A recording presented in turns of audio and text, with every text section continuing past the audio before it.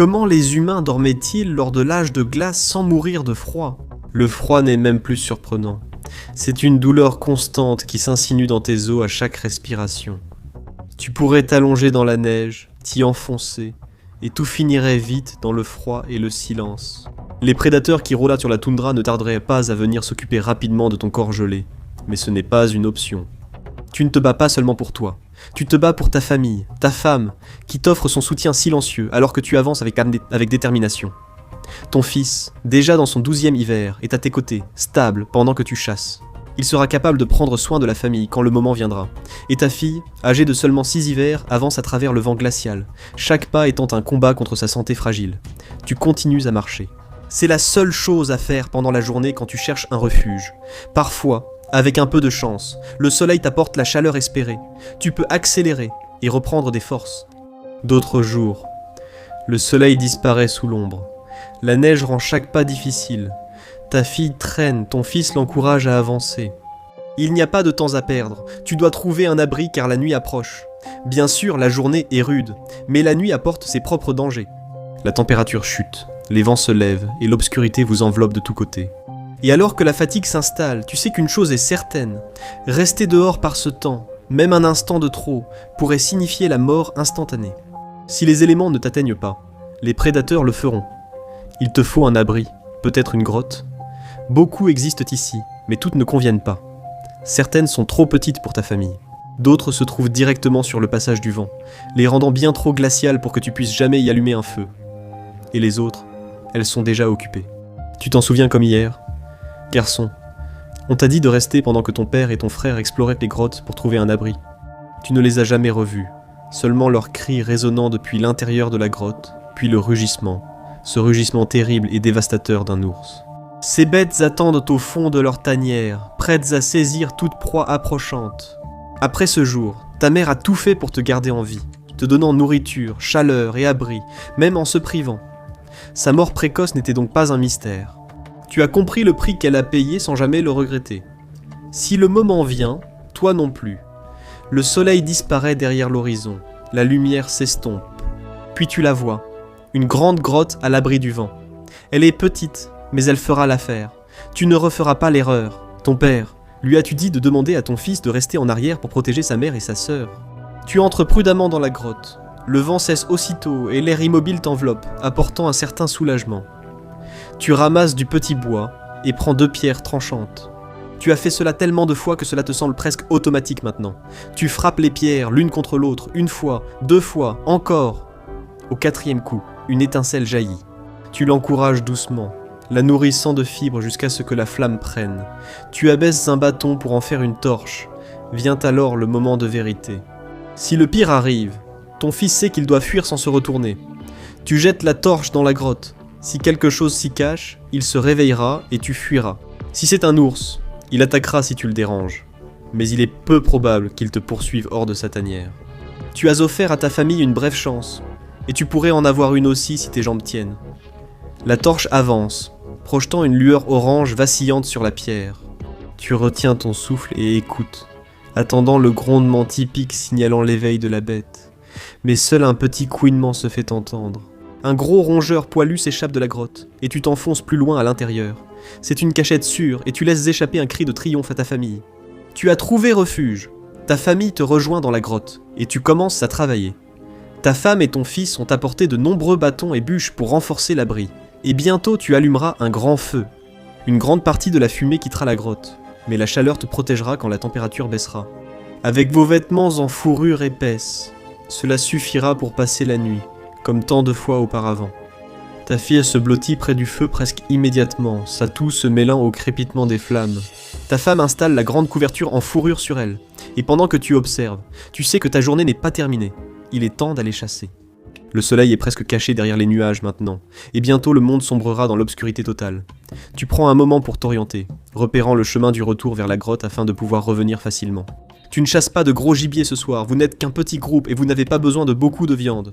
Tu as besoin de subsistance, et l'effort pour piéger et déplacer un gros animal consommerait trop d'énergie.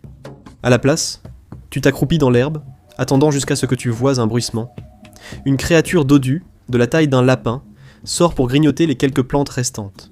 Tu t'approches discrètement, mais elle te voit et veut fuir.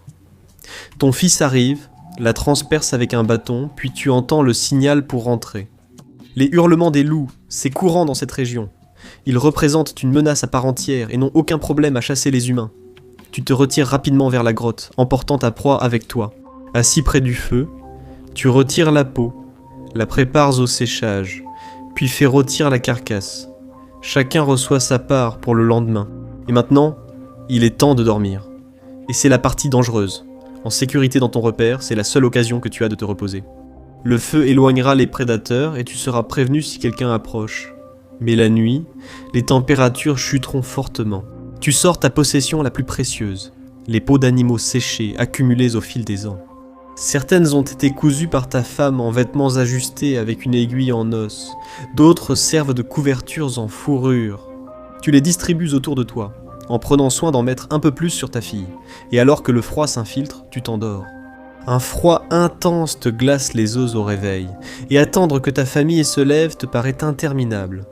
Ta femme bouge d'abord près de toi, cligne des yeux en s'éveillant, une légère poussée du pied réveillant ton fils. Mais ta fille ne tarde plus. Elle tousse en ouvrant les yeux et sa mère la serre, lui murmurant à l'oreille jusqu'à la fin de la quinte. La grotte est loin d'être idéale, trop froide, trop enfumée, trop exiguë, mais elle vous a permis de survivre à la nuit. Et pour l'instant, c'est suffisant.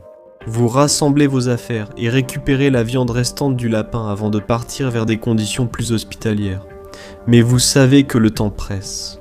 Votre ancien foyer vous avait bien servi. Solide, construit de pierres et d'os de mammouth, vous vous souvenez avoir récupéré un maximum de viande sur la carcasse dévorée par les prédateurs. Les charognards ont fini, laissant un grand squelette. Les os taillés servaient de boucliers efficaces une fois bien placés, que vous avez assemblés avec des outils simples. Avec les années, le froid s'intensifiait, et la famille ne survivrait pas une saison de plus. Il fallait partir vers le soleil chercher un nouvel abri. Vous ne pouvez qu'espérer que si quelqu'un découvre votre ancien foyer, il comprendra ce que vous y avez laissé. Les parois rocheuses affichent les peintures de vos enfants faites avec de la cendre, ainsi que quelques-unes réalisées par vous et votre femme. Ce n'étaient que des croquis de votre quotidien, mais ils étaient à vous, impossibles à emporter. Mais un jour, quand il fera plus chaud, peut-être qu'une autre famille le verra et saura que quelqu'un comme eux a partagé cet endroit. Mais pour l'instant, votre monde s'est réduit à de petits sacs en cuir. Vous n'emportez que l'essentiel. Un peu de nourriture pour la marche, quelques vêtements et vos outils. Tout ce que vous portez a été conçu avec soin, après de nombreux essais. Des éclats d'os taillés en pointe de lance ont été fixés à des bâtons avec des lianes séchées. Elles sont légères, mais peuvent percer un petit animal ou couper la peau d'un prédateur. Il y a aussi votre ciseau en pierre qui sert à fabriquer d'autres outils. Vous utilisez uniquement des outils aiguisés à la main, issus de la nature, mais vous en tirez un avantage dans ce paysage hostile. Si vous survivez au froid, une autre journée difficile vous attend. Vous sortez plusieurs couvertures en peau utilisées la nuit, en gardez une sur les épaules, et donnez les autres à votre famille. La neige les mouillera, mais l'isolation vous protégera, et elles sécheront près du feu. Si vous trouvez un abri, faites signe d'avancer, et votre fille fait 2 pas et trébuche. Le poids supplémentaire l'écrase, et elle a déjà si peu de force, sans un mot. Votre femme se penche, la place solidement sur son dos, serre la mâchoire et commence à marcher. Si elle peut y arriver, vous le pouvez aussi. Le reste de la journée sert à cueillir, traverser les congères et surveiller prédateurs et proies. Vous ne croisez qu'un seul autre groupe pendant votre voyage, allant dans la même direction, un groupe d'hommes plus âgés qui semblent d'abord hostiles. Ils pointent leurs lances vers vous, et vous et votre fils faites de même. Muscles tendus, souffle coupé, mais personne n'attaque. L'instant reste suspendu, puis disparaît. Ils vous ressemblent, mais sont plus trapus, musclés et petits, adaptés au climat. Vous leur faites un signe de tête, et ils vous répondent par la même politesse. Vous les voyez traverser ce terrain hostile avec une aisance déconcertante, chassant et cueillant comme si le froid ne les touchait pas. Pour vous, chaque jour est un compte à rebours. Les congères intenses d'aujourd'hui rendent la progression bien plus difficile qu'hier. Votre priorité est de trouver un abri, et vous tombez finalement sur un abri abandonné semblable au vôtre. Le terrain montre une paroi de lit de rivière formant un surplomb protecteur. Vous pouvez vous abriter dessous, où votre surplus de bagages sera utile. Le surplomb bloque le vent. En suspendant vos grandes peaux à l'entrée et en les maintenant au sol avec des pierres, vous obtenez des rideaux rudimentaires. Ce ne sera pas parfait, mais ça ira. Ensuite, vous partez chercher du bois pour le feu. Un autre feu offre une nouvelle chance de se réchauffer, et il y a assez de bois sec à proximité pour cela. Mais il faut maintenant avancer. Votre femme et votre fille sont protégées des éléments pour l'instant. Un petit feu brûle sous l'abri. Votre fils est habitué à cette routine maintenant. Dès qu'il a pu tenir un outil, vous lui avez appris à chasser, cueillir et faire du feu, comme votre père l'a fait pour vous et votre frère. Ce soir, vous irez chasser ensemble. Mais l'essentiel est de trouver du bois de chauffage pour survivre. Le feu ne tiendra pas toute la nuit. Et le temps presse déjà et vous êtes sur un nouveau terrain.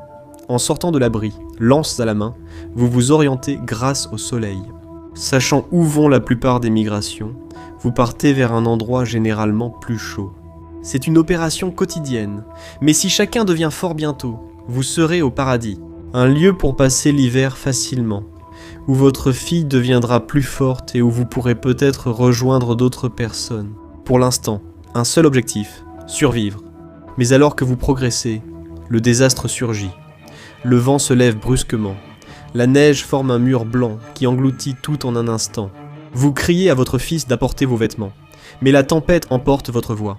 Si vous êtes séparés, vous ne vous retrouverez jamais.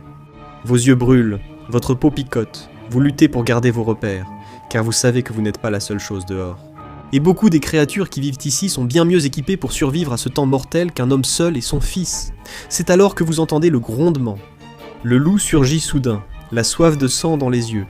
Normalement, ce serait un concurrent qui chasserait des animaux comme vous. Mais celui-ci est séparé de sa meute, et il est envahi par la confusion, la rage et la douleur. Il ne voit qu'une proie. Vous vous précipitez devant votre fils, arrachant votre lance aussi vite que possible malgré vos mains gelées. Le loup vous attaque, vous lui enfoncez le manche entre les mâchoires. Son poids vous percute violemment. Il se tord, grogne, la salive dégoulinant de ses crocs. Il se débat, puis recule légèrement, prêt à bondir de nouveau. Vous n'aurez qu'une seule chance. Vous vous élancez en avant, alors que le loup attaque et portez un coup direct. La lance déchire le cou du loup. Son hurlement perce la tempête alors qu'il s'effondre au sol, le sang maculant la neige. Vous enfoncez la lance jusqu'à ce qu'il cesse de bouger. Pas le temps de célébrer, le vent atteint son apogée. Vous attrapez la carcasse du loup, muscles tremblants, et faites signe à votre fils de s'abriter dessous. Le corps chaud vous protège de la tempête. Impossible de dire combien de temps cela dure, mais le vent faiblit, la neige s'allège et la tempête relâche enfin son emprise. Vous repoussez le corps du loup et sortez de votre abri de fortune pour entrer dans un nouveau monde. Le terrain est méconnaissable, enseveli sous de nouvelles congères, chaque repère a disparu. En tournant lentement sur vous-même, cherchant quelque chose de familier, une froide réalité vous envahit. Comment retrouver votre chemin ? Le soleil s'est couché, le chemin que vous avez suivi est obscurci. Tout ce que vous pouvez faire, c'est revenir sur vos pas et espérer reconnaître quelque chose. Après plusieurs essais, vous découvrez de nouveaux lieux, puis retrouvez l'arbre tombé déjà vu. Vous prenez le bois de chauffage et laissez la carcasse du loup. C'est trop lourd, retournez vite à l'abri. Vous ignorez si le feu tient ou combien de temps votre femme et votre fille tiendront. Cela paraît interminable, mais vous trouvez enfin la marque du surplomb de la rivière et votre cœur se glace en approchant. Toute la zone est couverte de congères de neige. Aucun feu n'aurait survécu dans ces conditions. Vous demandez à votre fils de rester en haut et descendez dans le ravin. Et puis vous creusez, déchirant la neige à la recherche de la crevasse qui abrite le reste de votre famille. Finalement, vous percez et voyez ce que vous redoutiez le plus. Le feu est éteint depuis longtemps, recroquevillé au fond de la grotte. Vous voyez votre femme, elle est couverte avec les couvertures que vous aviez laissées derrière vous. Après les avoir empilées sur elle, elle utilisait sa propre chaleur corporelle pour essayer de protéger votre fille. Mais lorsque vous tendez la main pour les toucher, elles sont toutes les deux froides, comme la glace. Vous êtes arrivé trop tard, vous sortez de l'abri, votre fils vous regarde avec des yeux pleins d'espoir. Vous secouez lentement la tête, c'est la chose la plus difficile que vous ayez jamais eu à faire. Mais il lui reste un parent, et vous continuerez à le protéger, et à lui apprendre jusqu'à ce que ce ne soit plus possible. Vous enterrez votre femme et votre fille sur la colline, marquant leur tombe de cailloux.